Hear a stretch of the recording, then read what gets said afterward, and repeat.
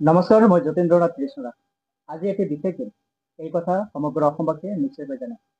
আজি সুধাকণ্ঠ ডক্টৰ ভূপেন হাজৰিকাদেৱৰ মৃত্যুবাৰ্ষিকী তিথি আৰু সমগ্ৰ অসমজুৰি তেখেতৰ গীতৰ লহৰে ৰজন জনাই আছে। ওদালগুৰিতো ব্যতিক্ৰম নহয়। ওদালগুৰি জিলাৰ পেৰেড গ্ৰাউণ্ডত প্ৰায় 5,000 লোকে একেলগে পৰিৱেশন কৰিছে তেখেতৰ কালজয়ী সৃষ্টি মানুহে মানুহৰ বাবে, যদি অকণনেভাৱে অকণি সহানুভূতিৰে ভাবিব কোনে নোকোৱা। সুধাকণ্ঠ ডক্টৰ ভূপেন হাজৰিকাদেৱৰ আগৰ সংখ্যক জীৱনী কৈ আমি শেষ কৰিব নোৱাৰোঁ। আজি তেখেতৰ বিষয়ে তেখেতৰ ওচৰত শ্ৰদ্ধাঞ্জলি জনাবলৈ মোৰ লগত দুয়োগৰাকী অতিথিক ইয়ালৈ আমন্ত্ৰণ কৰি বাৰ্তালাপ কৰিবৰ কাৰণে একত্ৰিত। আজি মোৰ সৈতে দুয়োগৰাকী বিশেষ অতিথি মই চিনাকি কৰাম আপোনালোকক। মোৰ সোঁফালে আছে এগৰাকী বিষয় শিক্ষক, গীতিকাৰ, সুৰকাৰ, ভূপেন হাজৰিকাদেৱৰ এগৰাকী অনুৰাগী শ্ৰী জ্যোতিপ্ৰসাদ কলিতা। আমি আপোনাক স্বাগতম জনাইছো। মোৰ বাওঁ কাষে দ্বিতীয়গৰাকী অতিথি যুৱ কবি, সৃষ্টিৰ তাগিদাত ঘূৰি ফুৰা এটি মন, আৰু সেই সৃষ্টিৰ তাগিদাত ঘূৰি ফুৰা আমাৰ যুৱ উদীয়মান কবি শ্ৰী ৰাজীৱ দাদা। আপোনাকো আমি স্বাগতম জনাইছো আমাৰ অনুষ্ঠানত। আমি কথা পাতিম তেখেতৰ বিষয়ে, তেখেতৰ জীৱনৰ বিষয়ে, তেখেতৰ কৰ্মৰাজিৰ বিষয়ে। প্ৰথমতে মই আপোনাৰ পৰা জানিব বিচাৰিছো, আজি এটা বিশেষ দিন, অসম অসমীয়াই কাহানিও পাহৰিব নোৱাৰা এটা দিন, কাহানিও পাহৰিব নোৱাৰা এটা ব্যক্তিত্ব, কাহানিও পাহৰিব নোৱাৰা এগৰাকী অসম ৰত্ন, ভাৰত ৰত্ন ডক্টৰ ভূপেন হাজৰিকা। কি ক'ব তেখেতৰ বিষয়ে? সুধাকণ্ঠ ডক্টৰ ভূপেন হাজৰিকাৰ কথা ক'বলৈ হ'লে হয়তো বহুত সময় লাগিব। তেখেতৰ কথা কৈ আমি খুব খন্তেকীয়া সময়ৰ বাবে কথা কৈ আমি শেষ কৰিব নোৱাৰোঁ। তথাপিও আমি এই ধৰণেই তেখেতক স্মৃতিচাৰণ কৰিব লাগিব। আজি সমগ্ৰ অসমবাসীয়ে জানে যে তেখেতৰ আজি 14 সংখ্যক স্মৃতি দিৱস, আৰু এই স্মৃতি দিৱসত তেখেতলৈ পোনপ্ৰথমতে আমি আন্তৰিক শ্ৰদ্ধা নিবেদন কৰিছোঁ। কাৰণ সুধাকণ্ঠ ডক্টৰ ভূপেন হাজৰিকা অকল এজন ব্যক্তি নাছিল, সমগ্ৰ অসমীয়া ভাৰতবাসীৰ বাবে তেখেত আছিলে নয়নৰ মণি, অতি আদৰৰ, অতি মৰমৰ হিয়াৰ আমঠু। এইগৰাকী মহান সংগীতকাৰৰ জীৱন পৰিক্ৰমা চিন্তা চৰ্চা কৰিবলৈ হ'লে, আলোচনা কৰিবলৈ হ'লে মই আগতে কৈছোঁ যে বহুত সময়ৰ প্ৰয়োজন, আৰু তেনেকুৱা এজন মহান ব্যক্তিৰ জীৱন চৰ্যাৰ বিষয়ে পৰ্যালোচনা কৰাৰ ধৃষ্টতা আমাৰ নাই। সেয়েহে মই পোনপ্ৰথমতে আজিৰ এই স্মৃতিচাৰণ অনুষ্ঠানৰ যোগেদি মই তেখেতক মোৰ আন্তৰিক সেৱা জনাইছোঁ, নমস্কাৰ জনাইছোঁ, শ্ৰদ্ধাঞ্জলি জ্ঞাপন কৰিছোঁ। তো আজি সমগ্ৰ অসমবাসীয়ে তেখেতৰ এই 14 সংখ্যক স্মৃতিচাৰণ যিটো অনুষ্ঠান, স্মৃতি দিৱসটি খুব সুন্দৰভাৱে উদযাপন কৰিছে। প্ৰতি জিলাই জিলাই অসম চৰকাৰে নিৰ্দেশনা জাৰি কৰিছে যে সুধাকণ্ঠ ডক্টৰ ভূপেন হাজৰিকাক আমি জীয়াই ৰাখিবলৈ হ'লে আমি অসমৰ প্ৰান্তে প্ৰান্তে তেখেতৰ কালজয়ী গীত, তেখেতৰ চৰ্চা সম্পৰ্কে আমি সদায় উজ্জীৱিত হৈ থাকিব লাগিব। নৱপ্ৰজন্ময়ো জানিব লাগিব পুৰণা চামৰ পৰা, নতুন পুৰণিৰ সংমিশ্ৰণেৰে আমি তেখেতক যাতে জীয়াই ৰাখিব পাৰোঁ, তেখেতৰ কালজয়ী সৃষ্টিক। তাৰ মানসেৰে হয়তো আজি আমাৰ সমগ্ৰ অসমতে তেখেতৰ স্মৃতি দিৱসটি উদযাপন কৰা হৈছে। আজি এটা বিশেষ দিন, আৰু ওদালগুৰি পেৰেড গ্ৰাউণ্ডত আপোনালোকে ইতিমধ্যে তেখেতৰ কালজয়ী সৃষ্টি আপোনালোকে পৰিৱেশন কৰি আছে। আজি যদি এই মুহূৰ্তত আমি আমাৰ দৰ্শকক এই কালজয়ী গীতটো অকণমান শ্ৰৱণ কৰাব পাৰোঁ, বোধহয় ভাল হ'ব। হয়, আমি ইয়াৰ আগতেও তেখেতৰ এইটো সুধাকণ্ঠ ডক্টৰ ভূপেন হাজৰিকাৰ 100 বছৰীয়া জন্ম জয়ন্তী বৰ্তমান চলি আছে, আৰু তাকেই কেন্দ্ৰ কৰি আমাৰ অসম চৰকাৰে আমাৰ গুৱাহাটীৰ এইটো সৰু সজাইত হেৰি কৰিছিলে, ডাঙৰ এটা আয়োজন কৰিছিলে যে সমগ্ৰ অসমৰ 1000 শিল্পীক তেখেতসকলে নিৰ্বাচন কৰি তাত ডক্টৰ ভূপেন হাজৰিকাৰ 14টি গীত একেলগে এটি অংশ বিশেষ হিচাপে গোৱাবৰ কাৰণে প্ৰচেষ্টা চলাইছিল। আৰু এই ক্ষেত্ৰত আমাৰ মাননীয় মুখ্যমন্ত্ৰীদেৱে খুব এটা ভাল এটা পদক্ষেপ গ্ৰহণ কৰিছিল, আৰু বিভাগীয় কৰ্তৃপক্ষও ঠিক তেনেকৈ আমাৰ যিটো সাংস্কৃতিক সঞ্চালকালয় আছে সেই সঞ্চালকালয়ৰ তত্বাৱধানত সুন্দৰভাৱে আমি সমগ্ৰ অসমৰ 1000 গৰাকী শিল্পীয়ে তাত এই গীত কেইটি পৰিৱেশন কৰিছিলোঁ। আংশিক গীত হ'ব এইটো। গোটেই ভূপেন হাজৰিকাৰ 14টা গীত গাবলৈ হ'লে বহুত সময় লাগিব। সেইকাৰণে তেখেতৰ কিছু গীত আমি সকলোৱে জানো যে তেখেতৰ লগত ছাৰ নিচিনাকে বাদ্য সংগত কৰা বহু কেইগৰাকী শিল্পী আমাৰ মাজত এতিয়াও জীয়াই আছে। তেখেতসকলৰ তত্বাৱধানত এই গীতকেইটা নিৰ্বাচন কৰা হৈছিলে আৰু আমাক গাবলৈ দিছিলে। 14টা গীত হৈছিলে। তাৰপিছত আজি আমাৰ এই গীতটো সকলোৱে জানে যে অসম আমাৰ ৰূপহী গুণৰো নাই শেষ, সেইটো কমপ্লিটকে গাব দিছিলে।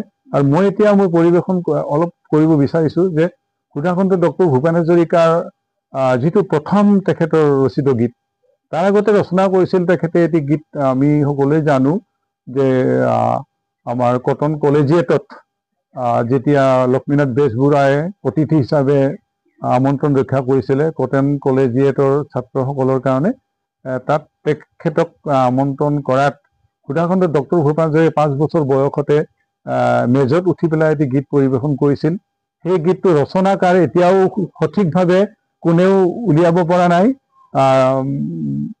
সেই গীতটো মই ক'ব বিচৰা নাই। আৰু সেই গীতটোৱেই তেখেতে মানে শিল্পী হিচাপে পৰিচয় দান কৰিছিল। আৰু আমি সকলোৱে জানো যে সমগ্ৰ অসমবাসীয়ে জানে, সমগ্ৰ গীত ভাল পোৱা মানুহে জানে যে এই গীতটো শুনি আমাৰ ৰসৰাজ লক্ষ্মীনাথ বেজবৰুৱাদেৱে তেওঁৰ তামোল খোৱা মুখখন এগিলাচ পানীৰে ধুই সুন্দৰকে এটা চুমাষাৰ কৈছিল যে ভূপেন হাজৰিকাক যে তোমাক মই কলিকতাত এজন শিল্পীক লগ পাইছিলো, মাষ্টাৰ মদন, আৰু এতিয়া মই অসমত এজন শিল্পীক লগ পালো, সেই কলিকতাৰ শিল্পীজন যেন লাগিছে মাষ্টাৰ মদন। সেনেকে কৈ তেওঁক গালত এটা সুন্দৰ চুমা খাইছিল আৰু ভৱিষ্যতে তেওঁ অসমৰ বাবে সুনাম কঢ়িয়াই আনিব বুলি আশীৰ্বাদ দান কৰিছিলে। আৰু সেয়া ভূপেন হাজৰিকাৰ জীৱনৰ প্ৰথম ৰচিত গীতটো মই এফাকি গাই দিব বিচাৰিছো। কুশৰ পুত্ৰ শ্ৰী শংকৰ গুৰুৱে ধৰিছিল নামৰে প্ৰাণ, নামৰে সুৰতে আনন্দত নাচিছিল পবিত্ৰ বৰদোৱা থান, মোৰ গুৰুৱে পবিত্ৰ বৰদোৱা থান, পবিত্ৰ বৰদোৱা থান, মোৰ গুৰুৱে পবিত্ৰ বৰদোৱা থান। গীতটো দীঘল, এইখিনিয়ে মই প্ৰথম অন্তৰাটো গাইছো। তাৰপিছতে তেখেতৰ দ্বিতীয় গীতটি আছিলে জীৱনৰ অগ্নিযুগৰ ফিৰিঙতিময়। অগ্নিযুগৰ ফিৰিঙতিময় গীতটো তেখেতে পৰিৱেশন কৰিছিল। তেতিয়া তেখেতৰ বয়স আছিলে 14 বছৰ যেতিয়া অগ্নিযুগৰ ফিৰিঙতিময় এই গীতটো পৰিৱেশন কৰিছিলে। আৰু তেতিয়া আমি অনুধাৱন কৰিব পাৰো যে সুধাকণ্ঠ ডক্টৰ ভূপেন হাজৰিকাৰ স্বদেশৰ প্ৰতি, স্বজাতিৰ প্ৰতি কিমান তেখেত দায়বদ্ধ আছিলে। অগ্নিযুগৰ ফিৰিঙতিময় নতুন অসম গঢ়িম, সৰ্বহাৰাৰ সৰ্বস্ব, সৰ্বহাৰাৰ সৰ্বস্ব পুনৰ ফিৰাই আনিম, নতুন অসম গঢ়িম, নতুন অসম গঢ়িম। এই ধৰণে তেখেতে তেখেতৰ সাংগীতিক জীৱন আৰম্ভ কৰিছিলে। সুধাকণ্ঠ ডক্টৰ ভূপেন হাজৰিকা, তেখেতৰ গীতত প্ৰকাশ পায় মানৱতাবাদ, তেখেতৰ গীতত প্ৰকাশ পায় জাতীয়তাবাদ, তেখেতৰ গীতত প্ৰকাশ পায় মানৱীয় প্ৰমূল্য আৰু দৈৱী গুণৰ উত্তৰণৰ কিছু খণ্ড। আৰু আমি প্ৰত্যেকেই আমাৰ জীৱনৰ কালত তেখেতৰ গীত শুনিয়েই ডাঙৰ হৈছো। ৰাতিপুৱাৰ পৰা গধূলিলৈ তেখেতৰ গীতেই আমাক অনুপ্ৰেৰণা যোগাইছে। জন্ম লগ্নৰে পৰা আমি বোধ হোৱাৰ পিছৰে পৰাই ভূপেন হাজৰিকাৰ গীতৰ কথা শুনিছো, ভূপেন হাজৰিকাৰ গীতৰ কথা শুনিছো, ভূপেন হাজৰিকাৰ কথা শুনিছো। মাক দেউতাই তেখেতৰ বিষয়ে আমাক কৈ আমাক অনুপ্ৰাণিত কৰিছিল। সৃষ্টিৰ পথাৰত, কৃষ্টিৰ পথাৰত এখোজ আগুৱাবলৈ। সেইগৰাকী সুধাকণ্ঠ ডক্টৰ ভূপেন হাজৰিকা আজি আমাৰ মাজত নাই। সাগৰ সংকাশ তেখেতৰ কৰ্মৰাজি, তেখেতৰ জীৱন বিস্তাৰ আমি থৰতে কৈ শেষ কৰিব নোৱাৰো। যদি কিছু কিছু আমি আভাস দিব বিচাৰিছো। অগ্নিযুগৰ ফিৰিঙতি হৈ তেওঁ যেন নতুন অসম গঢ়িবৰ পৰিকল্পনা কৰিছিল তেওঁ আজি নাই যদিও আমি প্ৰত্যেকে কৰিব লাগিব আৰু তেনেধৰণে নৱপ্ৰজন্মক অগ্নিযুগৰ শ্ৰীমতী বুলি ধৰিব পাৰি আৰু আমাৰ মাজত নৱপ্ৰজন্মৰ এগৰাকী যুৱ কবি শ্ৰী ৰাজু ৰাভা আছে তেওঁৰ পৰা জানিব খুজিম প্ৰথমতে কি ক'ব আজিৰ দিনটো অনুভৱ আজিৰ দিনটো অনুভৱ নমস্কাৰ আজি যিহেতু ডক্টৰ ভূপেন হাজৰিকা চতুৰ্দশ বাৰ্ষিকী মৃত্যু তিথি উপলক্ষে মই সেৱা জনাইছো আৰু ডক্টৰ ভূপেন হাজৰিকা আচলতে এগৰাকী গীতিকাৰে নাছিল তেওঁ সাহিত্যিকো আছিল গীতিকাৰ সাহিত্যিক সুৰকাৰ আৰু মই বৰ বেছি বিশেষ নকওঁ তেখেতৰ কবিতা এটি মই বড়ো ভাষাত অনুবাদ কৰিম বুলি আছো এইটো চাই পাঠ কৰিছো অসমীয়াতে তাৰপিছত বড়ো ভাষাত অনুবাদ কৰি দিম নিদ্ৰা নৈৰ সিপাৰে নিঃশব্দ নীৰৱ নিশা নিদ্ৰা নৈ বৈ বৈ পতকে নাপায় পানী মেটেকাৰ দৰে কিছু দুৰাশা কিছু নিৰাশা ভাহি যায় অসহায় মই জানো মই তাত নাই মই আছো নিদ্ৰা নৈৰ সিপাৰৰ দিগবলয়ৰ আকাশৰ দেখা নেদেখা পৰা বুলি গলি গলি সৰি পৰিব খোজা এটি নিয়ৰ বিন্দুত খামোচ মাৰি উজাগৰে তলত মোৰ নিদ্ৰা নৈ বৈ বৈ পতকে নাপায় এতিয়া বড়ো ভাষাত মই পাঠ কৰিবলৈ ওলাইছো উন্দুনাইনি এই উন্দুনাই দৈছা চেৰাও নিজম হৰাও উন্দুনাই দৈছা চেৰাও বহৈ লাঙিৰ গমখনি মোনা দুইনি মেটেকা বাইদি কিছু আশা ইচ্ছে আশা খালামনাই ইচ্ছে আশা খালামনে গেই বহৈ লাঙির অসহায় बायदि आं मिथियो आं बेयाव गैया आं दं उन्दुनायनि दैसा सेराव अख्राङाव नुयो नुवा हाथरखिफोरा गलि गलि सिरि मोननो हायो मोनसे नियरनि बिन्दोआव हमथानाय हर निजोमनि सिङाव आंनि उन्दुनायनि दैसा सेराव बोहैलाङो धन्यबाद ডক্টৰ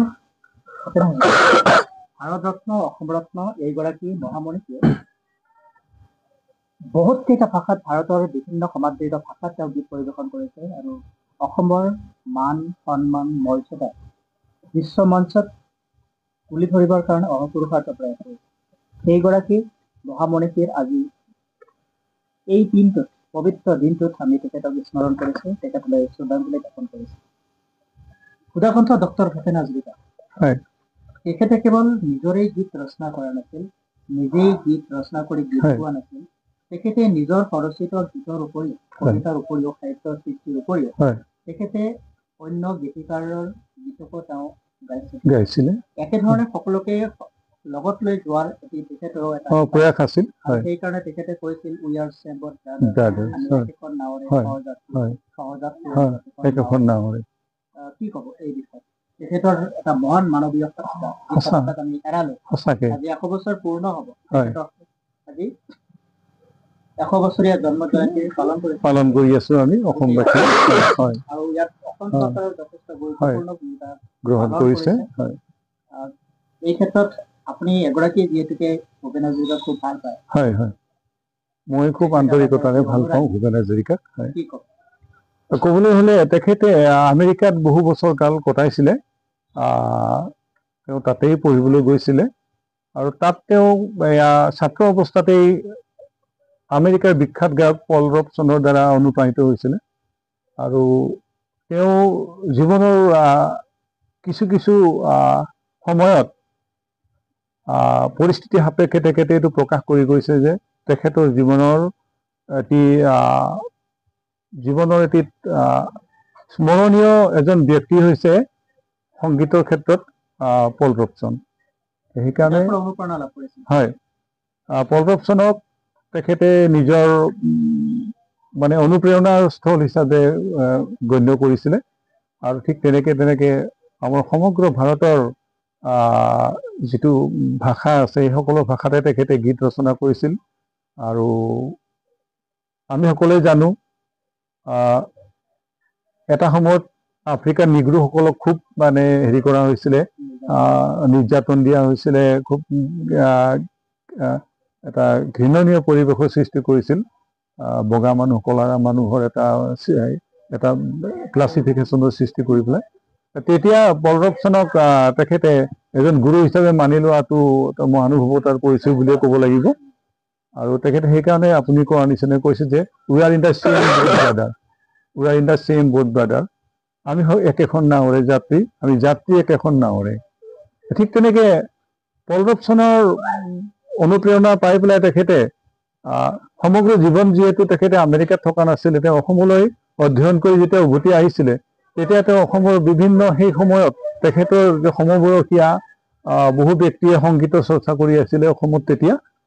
বিশেষকৈ ক'বলৈ গ'লে আমাৰ বিশিষ্ট সুৰকাৰ মুকুল বৰুৱাদেৱ, আৰু মুকুল বৰুৱাদেৱক আপোনালোকে নিশ্চয় জানে, আমাৰ অসমবাসীয়ে জানে। এটি কালজয়ী গীত ৰচনা কৰিছিলে মুকুল বৰুৱাই, সেইটো সুৰ কৰিছিলে আমাৰ উদাকণ্ঠ ডক্টৰ ভূপেন হাজৰিকাই, যে আইতো কিহেৰে পুজিমে, আইতো কিহেৰে পুজিমে, আইতোৰ চৰণে দুখানি, আয়ো কিহেৰে পুজিমে তোক, আয়ো জীৱন দি পুজিমে তোক। এইটো গীত তেতিয়াতেই সমগ্ৰ অসমবাসীৰ হৃদয় মানে জোকাৰি গৈছিলে, চুই গৈছিলে। আৰু তাৰপিছতে তেখেতে প্ৰভাৱ পৰিছিল। আৰু তেখেত আছিলে এজন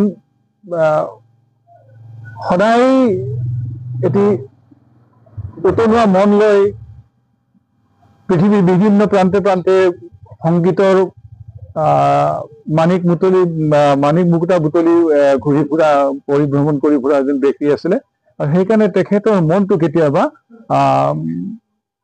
শৰতলৈ, আমাৰ অসমৰ যিটো সকলোৰে অতি প্ৰিয় ঋতু শৰৎ, এই শৰতলৈ তেখেতৰ মনটো উভতি আহিছিলে। ঠিক তেনেকে আমি সকলোৱে জানো যে নৱকান্ত বৰুৱাৰ নাম আমি সকলোৱে জানো। তেখেত এগৰাকী বিশিষ্ট গীতিকাৰ আছিলে, এগৰাকী বিশিষ্ট সাহিত্যিক আছিলে, কবি, ঔপন্যাসিক, বিভিন্ন উপমাৰে তেখেতক ৰিজাব পাৰি। তেখেতৰ এটি কালজয়ী গীত ভূপেন হাজৰিকাই, সুধাকণ্ঠ ভূপেন হাজৰিকাই গাইছিলে। এইটো গীত আছিলে নিয়ৰৰে ফুল এপাহ ফুলিল, এপাহ সৰিল কেনি, দিন যাই বোলাকাই, দিন যাই বোলাকাই, মেঘে কাগজতে মুকুতাৰ খাতানি, নিয়ৰৰে ফুল এপাহ ফুলিল, এপাহ সৰিল কেনি,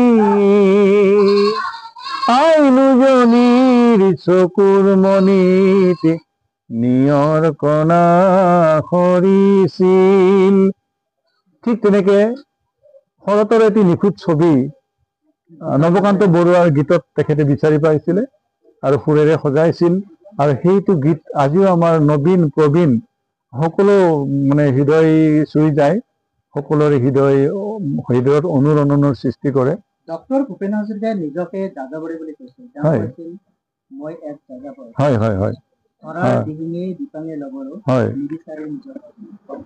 নিজৰ ঘৰ নিবিচাৰি পৰা মানুহজনে প্ৰত্যেকৰে হৃদয়ত এখন এখনকৈ ঘৰ, যিখন ঘৰ কাহানিও মুচিব নোৱাৰি, যিখন ঘৰ কাহানিও ভাঙি নাযায়, যিখন ঘৰত তেওঁ চিৰকালৰ কাৰণে যুগদ্ৰষ্টা হিচাপে নিজক অৱস্থিতি কৰিছিলে।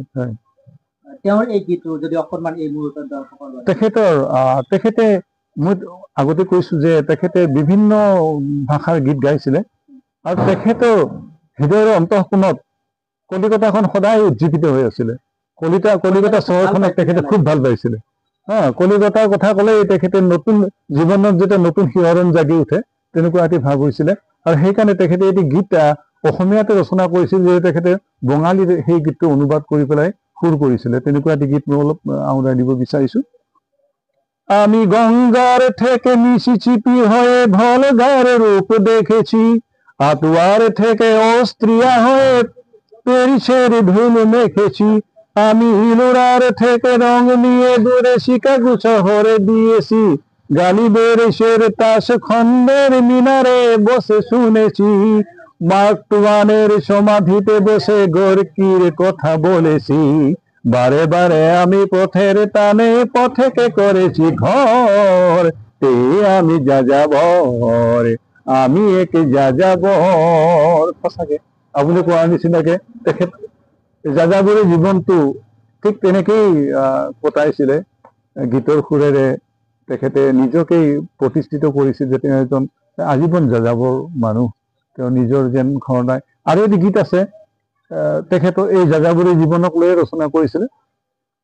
মই যেন আজীৱন উৰণীয়া মৌ, জিৰাবৰ নাই তৰু তৃণ, উৰণীয়া মৌ দেখি ভাবো একোদিন, মই কিয় ঠিকনাবিহীন,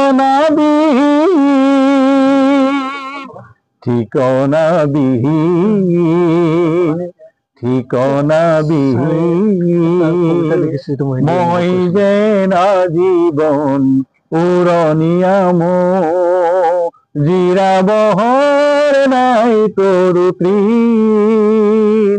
ঠিক তেনেকে নিজকে উৰণীয়া মৌ বুলি তেখেতে পৰিচয় দিছিলে। এই গীতবিলাকত আমি তেখেতৰ কেতিয়াবা নিসংগতাক অনুভৱ কৰিব পাৰি। হয় হয়। ঘাত প্ৰতিঘাত সংঘাতৰ মাজেৰে তেখেতৰ জীৱনৰ এটি শৌৰ্য তৈয়াৰ কৰিবলৈ তেওঁ সক্ষম হৈছে। কিন্তু নেপথ্যৰ যিখিনি কষ্ট, যিখিনি দুখ, যিখিনি যন্ত্ৰণা, সেইখিনি কৰবাত তেওঁ নিজৰ গীতৰ মাজেৰে প্ৰকাশ কৰিছে। আমি আহিম আপোনাৰ ওচৰলৈকে, আকৌ কথা শুনিম। এইবাৰ আমাৰ এই অনুষ্ঠানৰ যুৱ অতিথি ৰাজীৱ দাস, কেতিয়াৰ পৰা জানা আৰু ভূপেন হাজৰিকাই কেনেদৰে তোমাক অনুপ্ৰাণিত কৰিছে? ভূপেন হাজৰিকাৰ সৰুৰ পৰা তাৰ গান শুনিছো ৰেডিঅ'ত। আগতে ৰেডিঅ' আছিল না, ৰেডিঅ'ত শুনিছিলো, ভাল লাগিছিল। এইটো শুনিছিলো প্ৰথমত মানুহে মানুহৰ বাবে যদি অকণো নাভাবে, এই গানটো শুনি বৰ ভাল পাইছিলো। আচ্ছা, এই মুহূৰ্তত যদি তোমাৰ কণ্ঠত শুনিব বিচাৰো? মোৰ কণ্ঠ তেনেকুৱা, মোৰ গান গাই তেনেকুৱা মোৰ অলপ আগতে কৈছা যে তুমি এখন কবিতা তুমি আবৃত্তি কৰিবা। কবিতাটো কাৰ আছিল আৰু কি? কবিতা 100 বছৰীয়া জন্ম জয়ন্তী উপলক্ষে আমাৰ ছাৰে লিখিছিল, জ্যোতিপ্ৰসাদ কলিতা ছাৰে, মঞ্চতে আছে। তেখেতৰ গানটো এতিয়ালৈ মই অনুবাদ কৰাটো ইয়াতে থাকিল, কিন্তু তেখেতৰটো মই মানে অলপ কিবা ছাৰ আছে নেকি আপোনাৰ? মোৰ অসমীয়া কবিতাটো নাই, তেতিয়াহ'লে হিন্দীটো পাঠ কৰি দিয়াচোন। গানৰ শিৰোনামটো আছিল গীত से गीत तक, एक भयानक यात्रा आई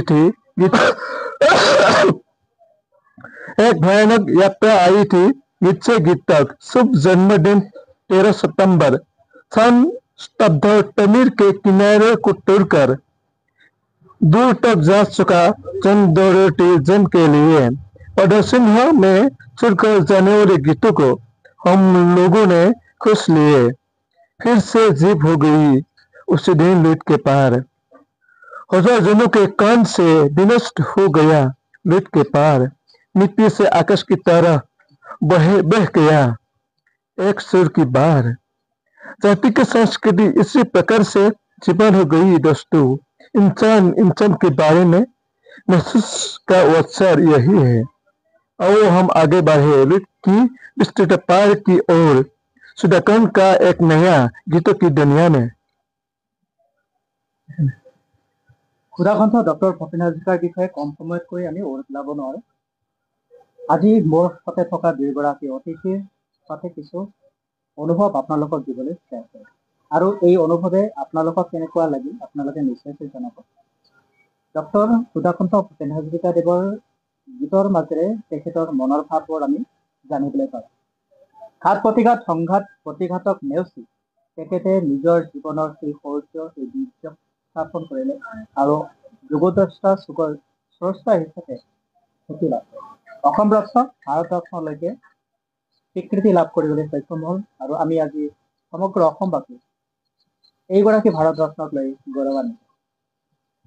তাৰ সমান্তৰালকৈ আমি এই চলিত 2025 বৰ্ষত এনে কিছুমান শিল্পীক হেৰুৱালো যাৰ গীত শুনি আমি সৰুৰ পৰা ডাঙৰ হ'লো, যাৰ গীতে পঢ়ি থকাজনক উঠিবলৈ, উঠি থকাজনক গতি দিবলৈ আৰু গৈ থকাজনক লক্ষ্যস্থান পোৱাই দিবলৈ হতাশা নিৰাশাৰ মাজত আশাৰ প্ৰদীপ গছি প্ৰজ্বলিত কৰি জীৱন বাটত খোজ বোলাবলৈ অনুপ্ৰেৰণা যোগায়, যাৰ গীতৰ সৃষ্টিৰ মাজত আমি আমাৰ জীৱনৰ যৌৱনৰ আবালবৃদ্ধ বনিতা বাৰ্ধক্যৰ সমস্ত দুখ বেদনা আনন্দ উল্লাসৰ মাজত তেখেতৰ গীতক বিচাৰি পাওঁ। তেখেতে সকলোৰে কাৰণে গীত ৰচিলে, সকলোকে গীত দি গ'ল। সেয়া অসম কণ্ঠ, অসম ৰত্ন লোক কণ্ঠ জুবিন গাৰ্গ। তাৰ সমান্তৰালকৈ সদ্য প্ৰয়াত আন্তঃৰাষ্ট্ৰীয় খ্যাতিসম্পন্ন বাঁহীবাদক দীপক শৰ্মা, তেখেতৰ বাঁহীৰ সুৰে জগত জীৱনৰ হৃদয় তুলিলে। তেখেতৰ মৃত্যু আমাক শোকাকুল কৰি তুলিলে। আৰু বহুতো শিল্পী আমাৰ মাজৰ পৰা হেৰাই গ'ল। শিল্পী, অভিনেতা, নাট্যকাৰ সকলোকে আজিৰ এই অনুষ্ঠানৰ পৰা শ্ৰদ্ধাঞ্জলি জ্ঞাপন কৰিছে। তেওঁলোকে য'তে আছে ততেই থাকক, সুখে থাকক, শান্তিত থাকক আৰু অসমবাসীলৈ আশীৰ্বাদ বৰ্ষণ কৰক, যেন অসমবাসী তেখেতসকলৰ অনুপ্ৰেৰণাত অসমখনক পুনৰ অসম ৰূপত পুনৰ জিলিকিবলৈ সক্ষম হয়। মানৱ সম্পদ হিচাপে গঢ়িবৰ কাৰণে তেখেতসকলৰ সৃষ্টিয়ে আমাক যুগে যুগান্তৰে প্ৰেৰণা যোগাই থাকে। আলোজয়ী গীতৰ সৃষ্টিয়ে আমাৰ মন প্ৰশান্তিৰে ভৰাই তুলিব। শোকাগ্ৰস্ত অৱস্থাতো আমাক সংগীতৰ লহৰে আমাৰ মনত গভীৰ প্ৰশান্তি আনি দিব। আমি সেই দিনলৈকে নিশ্চয়কৈ প্ৰত্যেক গৰাকীয়ে অসমীয়াই অনুভৱ কৰিছো আমাৰ জীৱনৰ প্ৰতিটো মুহূৰ্তত তেওঁলোকক যেন আমি জীয়াই ৰাখিব পাৰো। ভিডিঅ'টো বেছি দীঘলীয়া নহয়। আমি তেখেতৰ জীৱনৰ বিষয়ে বহুত কথাই পাতিছো, বহুত কথাই আগতো আমি চৰ্চা কৰিছো। তেখেতৰ কিছুমান গীত আছে যিবিলাক গীতেই আমাৰ মনক সদায় কিন্তু নতুনকৈ চিন্তা কৰিবলৈ ভাবিবলৈ প্ৰেৰণা যোগায়। যেতিয়া আমি অসমৰ স্বাধীনতাৰ আন্দোলনৰ কাৰণে যুঁজিব লগা হৈছিল, ভাষা আন্দোলনৰ ক্ষেত্ৰত যুঁজিব লগা হৈছিল, যেতিয়া কত মাতৃৰ বুকু সুদা হৈ গৈছিল, সেই মুহূৰ্ততো আমি তেখেতে গীতৰ মাজেৰে আমাক জাগৃত কৰি তুলিছিল। আমি যেন আমাৰ নিজৰ প্ৰাপ্য অধিকাৰ আদায় কৰিব পাৰো, তাৰ কাৰণে তেখেতে গীতৰ মাজেৰে আমাক সোঁৱৰাই থৈছিল। আজিৰ এই মুহূৰ্তত কত জোৱানৰ মৃত্যু হল, যদি এই গীতটো অকণমান আপুনি আওৰাই দিব পাৰে।